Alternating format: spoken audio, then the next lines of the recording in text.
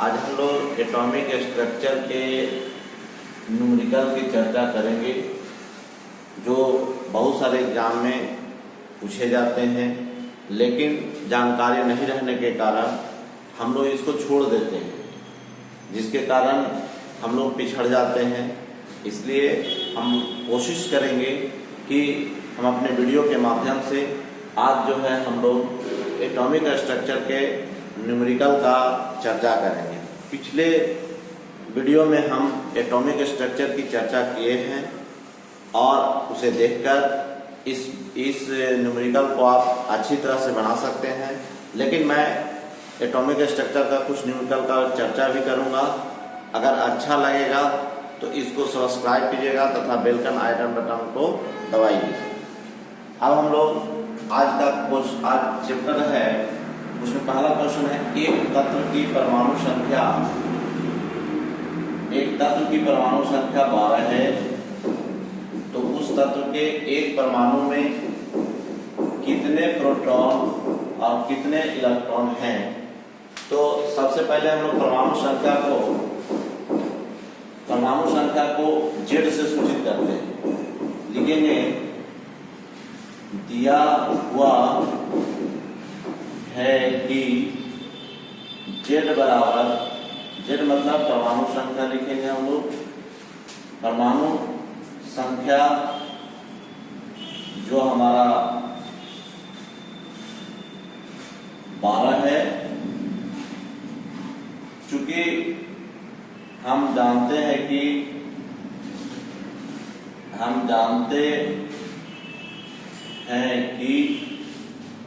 Z बराबर P बराबर ई। Z को हम लोग परमाणु संख्या कहते हैं, पी को प्रोटॉन संख्या कहते हैं, ई को इलेक्ट्रॉन संख्या। यहाँ जेड बराबर 12 दिया हुआ है, पी बराबर ई, देयरफॉर पी बराबर 12 हो गया, ई आपका 12। अर्थात अगर हम परमाणु संख्या जानेंगे तो हम लोग प्रोटॉन की संख्या, इलेक्ट्रॉन की संख्या को आसानी से निकाल सकते हैं। नेक्स्ट दूसरा क्वेश्चन है, किसी तत्व के परमाणु के नाभिक में 11 प्रोटॉन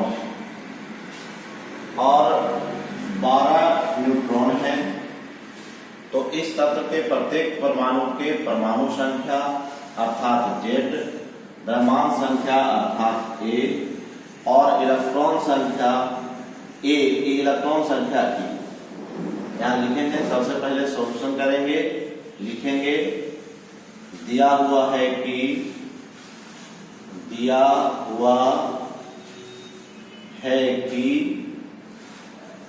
P बराबर 11, N बराबर 12, Z बराबर 8, A बराबर 8 और E बराबर 8। अब हम लोग सॉल्यूशन करेंगे, चूंकि फिर लिखेंगे, जानते हैं कि Z बराबर P बराबर E।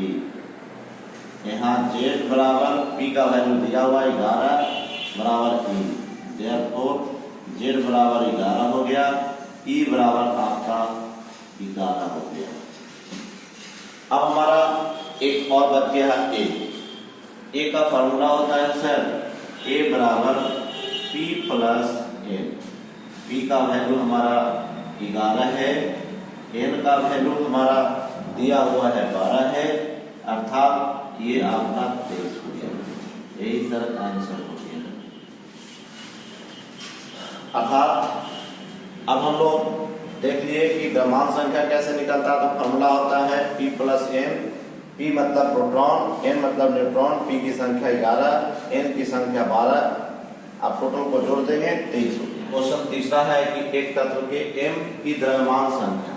द्रव्यमान संख्या तो हम लोग पीछे देखे A से सूचित करते हैं। A बराबर आपका 24 है। परमाणु संख्या मतलब Z है, Z आपका 12 है। उस तत्व के एक परमाणु कितने न्यूट्रॉन हैं, N बराबर आपका 8 है। चूंकि लिखेंगे, फिर लिखेंगे Z बराबर P बराबर E। अब यहाँ Z की संख्या आपका 12 है, P बराबर A, देयरफॉर P बराबर 12 हो गया, E बराबर आपका 12 हो गया। अब हमको चूंकि यहाँ लिखेंगे A बराबर P प्लस N, A का वैल्यू 24 है, बराबर P का वैल्यू आपका 12 है प्लस N है, therefore N बराबर हो जाएगा 24 माइनस 12 अर्थात ये 12, ये आपका आंसर हो गया। अब हम लोग m की संख्या निकाले, द्रव्यमान की संख्या, इलेक्ट्रॉन प्रोटॉन निकालना। अब सर नेक्स्ट क्वेश्चन है चौथा। एक तत्व के m कक्षा में 2 इलेक्ट्रॉन है, इस तत्व की परमाणु संख्या क्या है? तो हम लोग जब बोर-ब्यूरी साहब स्कीम में k कक्षा, l कक्षा, m कक्षा और n कक्षा बताया गया है। k कक्षा में इलेक्ट्रॉन की संख्या 2 होती है सर, l कक्षा में आपका 8 इलेक्ट्रॉन होता है और m कक्षा में आपका 18 इलेक्ट्रॉन होता है। m कक्षा में आपका सर 32 इलेक्ट्रॉन होता है। तो सबसे पहले हम लोग ये जानेंगे कि पहला कक्षा जो है मेरा k होता है, तो पहला कक्षा हमारा k हो गया, दूसरा कक्षा l हो गया और तीसरा कक्षा m हो गया। तो हमारा m कक्षा तक दिया है, तो जब तक पहला कक्षा नहीं भरेगा अर्थात k नहीं भरेगा तब तक l में नहीं जाएगा, जब l नहीं भरेगा तब तक m में नहीं जाएगा। अर्थात k कक्षा में अधिकतम इलेक्ट्रॉन 2 रह सकते हैं, तो k में आपका 2 हो गया, l में आपका 8 इलेक्ट्रॉन होता है, l आपका 8, m कक्षा में 2 इलेक्ट्रॉन है सर, इसलिए इस तत्व की परमाणु संख्या हो जाएगा, इस तत्व की परमाणु संख्या बराबर हो जाएगा सर आपका 12। इस प्रकार से हम लोग k कक्षा, l कक्षा, m कक्षा में दिए हुए इलेक्ट्रॉन से उस तत्व की परमाणु संख्या निकाल सकते हैं। किसी तत्व के परमाणु के नाभिक में 3 प्रोटॉन अर्थात 4 न्यूट्रॉन हैं, इस तत्व की द्रव्यमान संख्या क्या होगा? चूंकि P बराबर आपका 3 दिया हुआ है, N बराबर आपका 4 दिया हुआ है, A बराबर 5। अब हम लोग A बराबर फॉर्मूला जानते हैं, P प्लस N। P का वैल्यू 3 हो गया, ये 4 हो गया, इसका वैल्यू 7 हो गया, अर्थात द्रव्यमान संख्या आपका हो गया 7। नेक्स्ट क्वेश्चन है, किसी परमाणु में 13 प्रोटॉन है, इसकी परमाणु संख्या क्या है? चूंकि P बराबर आपका 13 दिया हुआ है, Z बराबर 8, यहाँ लिखेंगे हम जानते हैं कि Z बराबर P बराबर E। अब आपका Z हो जाएगा 13 बराबर E हो जाएगा, therefore Z बराबर आपका 13, E बराबर भी आपका 13, यही आंसर हो गया। इस तरह से हम लोग देख रहे हैं कि अब एक क्वेश्चन नंबर 7 नंबर है, परमाणु संख्या 13 वाले तत्व के इलेक्ट्रॉनिक विन्यास लिखें।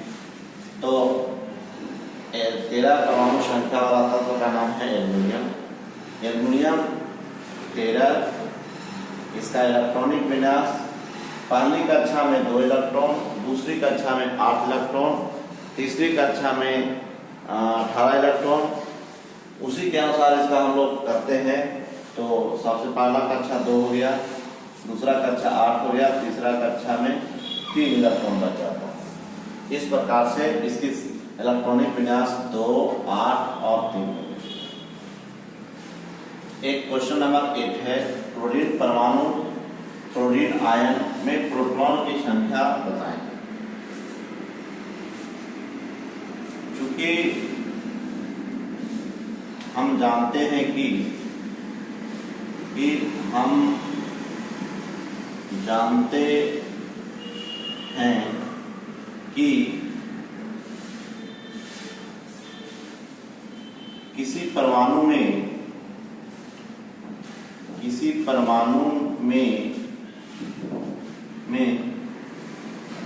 इलेक्ट्रॉन की संख्या बदलती है, इलेक्ट्रॉन की संख्या बदलती है, जबकि प्रोटॉन की संख्या नहीं बदलती। प्रोटॉन की संख्या नहीं बदलती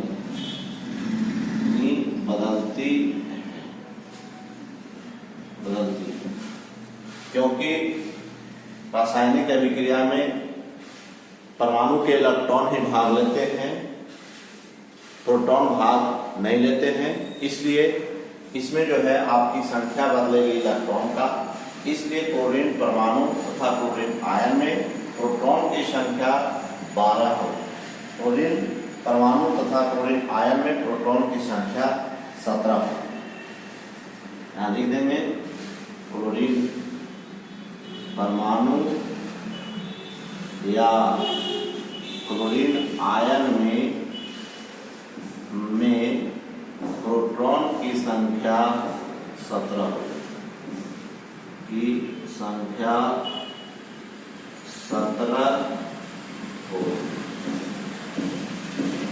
ये आपका क्वेश्चन नंबर 8 हो गया। अब हम लोग 9 नंबर में देखते हैं।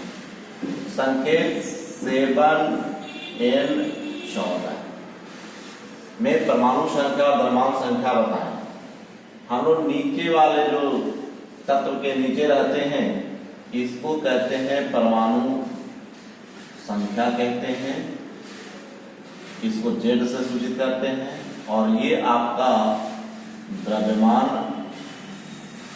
संख्या होता है सर। इसलिए परमाणु संख्या हो जाएगा इस तत्व का, परमाणु संख्या हो जाएगा आपका 7, द्रव्यमान संख्या हो जाएगा आपका 14। तो नाइट्रोजन की परमाणु संख्या 7 हो गई, द्रव्यमान संख्या हो गया 14। एल कक्षा में कितने इलेक्ट्रॉन उपस्थित होते हैं? चूंकि हम पिछले बार भी हम चर्चा कर चुके हैं कि के कक्षा में 2 इलेक्ट्रॉन, एल कक्षा में आपका 8 इलेक्ट्रॉन, एम कक्षा में 18 इलेक्ट्रॉन। इसलिए एल कक्षा में कितने इलेक्ट्रॉन उपस्थित हो सकते हैं? तो एल कक्षा में 8 इलेक्ट्रॉन होते हैं, इलेक्ट्रॉन होते हैं।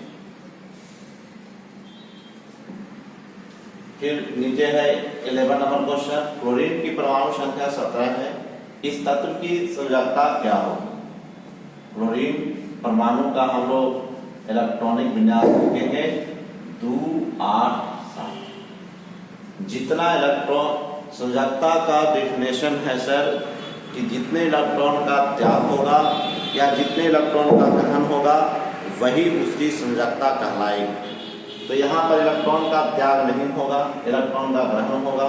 तो एक इलेक्ट्रॉन लेकर के ये अपने अष्टक को पूरा कर देगा। इसलिए इस तत्व की संयोजकता होगी 1। इस तत्व की संयोजकता 1 होगी।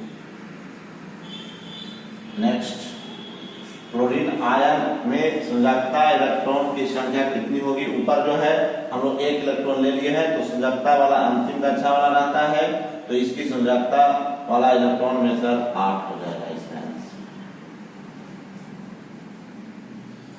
नेक्स्ट, एक तत्व के एम कक्षा में 1 इलेक्ट्रॉन है, इस तत्व की परमाणु संख्या क्या है? तो हम लोग अभी बोले हैं कि ए में 2 इलेक्ट्रॉन होगा, एल में जो है आपका 8 इलेक्ट्रॉन होगा, एम में जो है यहाँ दिया हुआ 1। इसलिए तत्व की परमाणु संख्या आपका हो जाएगा 11। यही आपका आंसर हुआ। इस प्रकार से यह हमारा टॉपिक का न्यूमेरिकल समाप्त हुआ। फिर हम लोग अगले टॉपिक में मिलेंगे। धन्यवाद।